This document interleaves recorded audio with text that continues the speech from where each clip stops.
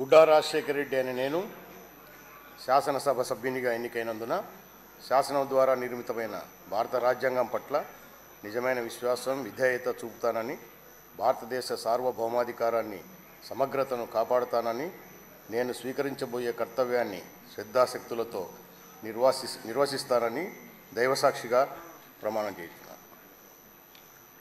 ఆంధ్రప్రదేశ్ శాసనసభ సభ్యుడనైన బుడ్డా రాజశేఖర రెడ్డి అని నేను సభ నియమాలకు కట్టుబడి ఉంటానని, వాటిని అనుసరిస్తానని, సభా మర్యాదలను పాటిస్తానని, సాంప్రదాయాలను గౌరవిస్తానని దైవసాక్షిగా ప్రమాణం చేస్తున్నాను.